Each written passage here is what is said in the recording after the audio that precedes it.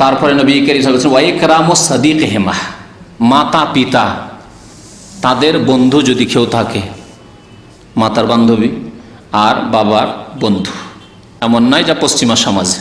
পশ্চিমা সমাজে পুরুষের বান্ধবী হচ্ছে মহিলা আর মহিলার বন্ধু হচ্ছে পুরুষ।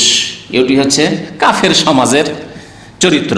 মুসলিম সমাজে মহিলার পুরুষের সাথে বন্ধুত্ব, পুরুষের মহিলার সাথে বন্ধুত্ব হারাম। আল্লাহ রাব্বুল আলামিন সতী মহিলাদের প্রশংসা করে দিকে, সতী মহিলা, সতী নারী যারা তাদের ইজ্জত লজ্জা স্থানের হেফাজতকারী, যারা পর্দার হেফাজতকারী, তাদের কথা বলতে গিয়ে বলেছেন, যাদেরকে বিয়ে করতে বলেছেন তাদের সম্পর্কে বলেছেন গায়র মুত্তাখিজাতে আখদান, যাদের গোপনীয় কোনো বন্ধুত্ব কারোর সাথে নেই। আর যদি গোপনীয় বন্ধুত্ব থাকে তাদেরকে বিয়ে করতে নিষেধ করেছেন। কলেজের মেয়ে আর যদি গোপনীয় কোনো যুবকের সাথে বন্ধুত্ব রাখে, তো সেই মেয়েকে বিয়ে করে শান্তি পাবেন? কেউ পেয়েছে না পাবে? কখনো শান্তি পাবে না।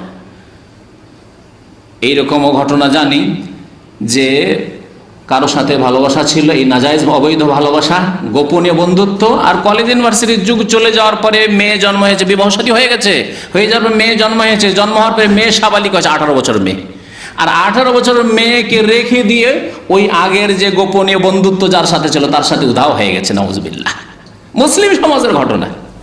জি, তাহলে এইরকম স্ত্রীকে নিয়ে কোনো মুসলিম শান্তি পেয়েছে না পাবে? তাই আল্লাহ সতর্ক করেছেন, ইসলামের জন্য গোপনে বন্ধুত্ব জায়েজ নেই।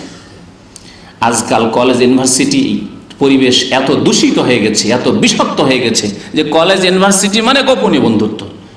যুবকের যুবতীর সাথে বন্ধুত্ব, যুবতীর যুবকের সাথে বন্ধুত্ব, আর পুরুষে বন্ধুত্ব নেই, শত্রুতা। মেয়েতে বন্ধু, যুবতীর সাথে বন্ধুত্ব নেই, ওইসব বন্ধুত্বের কোনো গুরুত্ব নেই। এমন বন্ধুত্ব আছে যেগুলি জেনা, ব্যভিচারের বন্ধুত্ব।